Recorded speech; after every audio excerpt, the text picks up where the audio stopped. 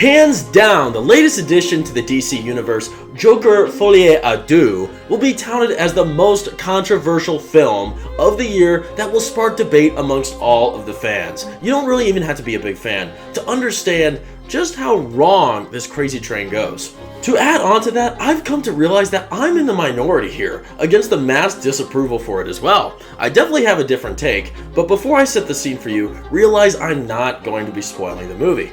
I also want to be utterly clear that I was really surprised there wasn't any political garbage shoved down our throats through this runtime. You'd think they would sneak even just a little bit of it in there, but this film stays miles away from it.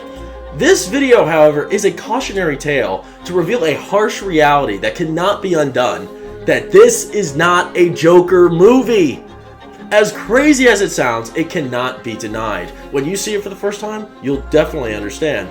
Although we see a continuation of Arthur Fleck's story, as well as way too many callbacks to the first film, this movie halts any and all momentum from its prior installment. After the insane uprising of the Joker movement that spiked from his debut on the Murray Franklin show, he is thrown into a psychiatric prison/asylum awaiting an upcoming trial.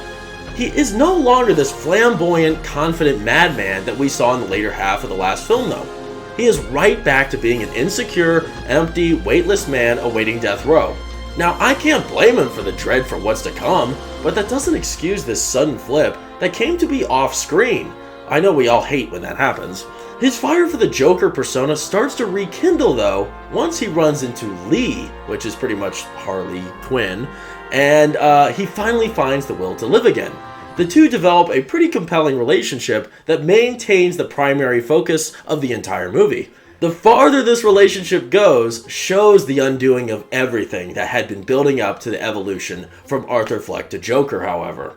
He wrestles with all of the forces demanding the world from him, which amounts to a conclusion that goes catastrophically wrong for what the film series was aiming towards. Content-wise as well, Folie à Deux doesn't add enough story or development to warrant the title of a sequel. It is more of an analysis and deep exploration of the internal chaos unfolding within Arthur's head. Here, this story is infinitely more contained as we dive deep into the Joker's inner dialogue and fantasy, displaying his truest emotions. Unlike the first film, I would argue that only a couple or more substantial events actually occur, as we primarily focus on an emotional roller coaster set between Joker, Harley Quinn, old faces from the first film, and a variety of no-name psychiatric prisoners. Now, everyone is telling you how terrible this movie is, and I think they have the right to, because this movie disappointingly redirects its momentum into a much different direction than most of us were asking for. However, I really like this movie, and I still think it's worth your time to see, regardless of all the negativity. It hits, and it hits hard. Just like the first one, there is a lot of dreadful tension that you can feel in your bones. As much as it appears to be a brighter side of a bleak story, it punishes your heart for any hope that this broken man can possibly achieve happiness. I left the theater stricken with anxious pity that followed me through to the next night. It really leaves a stain on you. And it was one of those heart-pounding, anxious feelings that you get after watching a car accident for the first time. This ride was a jerking, emotional roller coaster that beat all of my senses into a withering existence. I was overwhelmed by the unending hell that Joker had gone through from the inside out. If you thought he had it rough in the first one, you don't know what you've got coming. The abuse and manipulation he endured echoed the memory of some of the lowest times in my own life, and you'll definitely experience that as well. His torment brought me torment, and similar to the first, I was able to recognize the many blessings I have in my own life. Accepting love from God, family, and friends, I'm able to live my life in peace, with hope for a brighter day tomorrow. Now, I think something everybody respects about the Joker movies is that they capture a raw interpretation of emotion. I mean, so clearly, it seems so human, even though he does heinous acts.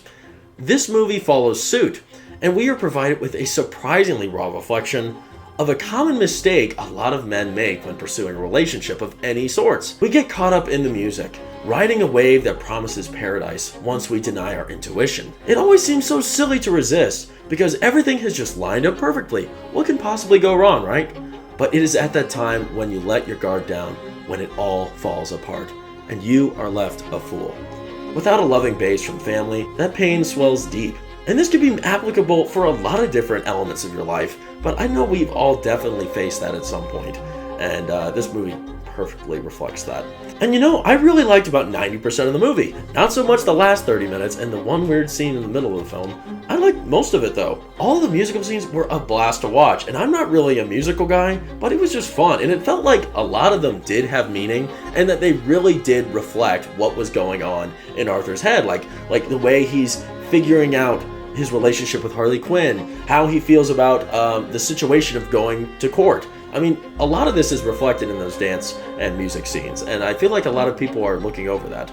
But there are quite a few as well that just don't really seem to make any sense, so I can understand the sentiment. Something crazy was a lot of these scenes offered really shockingly relatable manifestations of what that internal pain we feel on occasion actually looks like. And I don't think movies ever really dive deep into that, trying to show you what that looks like in a creative way. Joaquin Phoenix, of course, was amazing and stole a show without a doubt, and Lady Gaga was not so bad after all either. If not, she was underused, and she developed an interesting performance, playing a Harley Quinn much different than anything we've seen before. I was engaged the entire ride through. I hear people are falling asleep watching this, they think it's boring. I was engaged. I was rooting for a happier future for Arthur, and I wanted to see him overcome the ruthless torment he received in his confinement. There were elements to his struggles that much more heinously resemble struggles a lot of us have in our own lives, and it was interesting to see it through the eyes of someone else. The movie was also shocking. You really couldn't have anticipated a lot of the surprises that continued to turn his world upside down.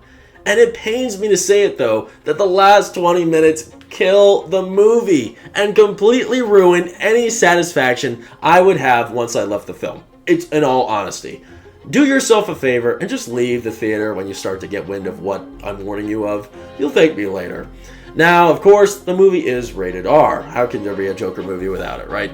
There is one or two somewhat graphic scenes, but it's nothing compared to the horrifying scissor kill from the first one. I can definitely tell you that. That still scars me. I never want to see that again. And unfortunately, there's a gross sex scene about 40% of the way in, and you'll see it coming from a mile away, so just don't give that any attention. But all said and done, I think you should see the movie, because you really need to determine what you think for this yourself. This is a controversial movie, and everybody seems to be thinking mostly different things. And maybe you can salvage an enjoyable experience from this, or maybe you won't. Now, if you liked what I had to say, please leave me a thumbs up and subscribe to the channel. I'm trying to get to 500 subs by the end of this month. I could really use your support if you want to help me out and follow me on this adventure. We've got so many great movies coming up that I can't wait to tell you about, and we're also going back to the past to discover some titles you might have missed, and I would love to promote those and to entice you to watch those yourself. Now, like always, I want to know what you think about Joker Folie à Deux. How did you feel about the movie? Did it work for you, or did it betray all that is what Joker represents? Let me know in the comments below. Let's have a conversation. Anyways, I appreciate your time as always. Thank you for watching. I'll see you soon.